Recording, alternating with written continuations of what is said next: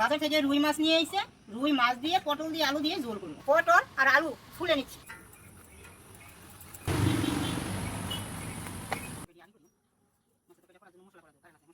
পটল আলু ঝোলটা রান্না করার জন্য শুকনো লঙ্কা, কাঁচা লঙ্কা, আদা আর জিরে দিয়েছি, পেস্ট করে নেব। এখন মাছগুলো ভেজে নেব।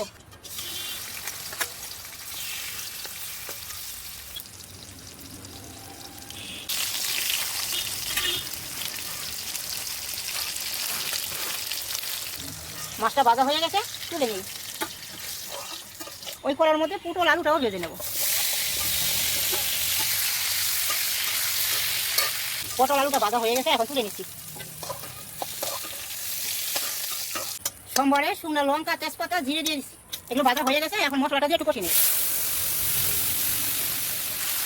মশলা থেকে তেলটা ছেড়ে দিয়েছে, এখন ভেজে রাখা পটল আলুটা দিয়ে দেবো। এখন কিছু সময় কষায় জল দিয়ে দেবো।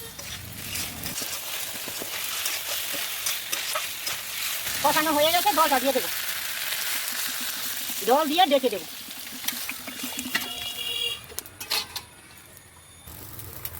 দেখো পটল আলুটা সিদ্ধ হয়ে গেছে, এখন মাছটা দিয়ে একটু জ্বালিয়ে নামিয়ে দেবো।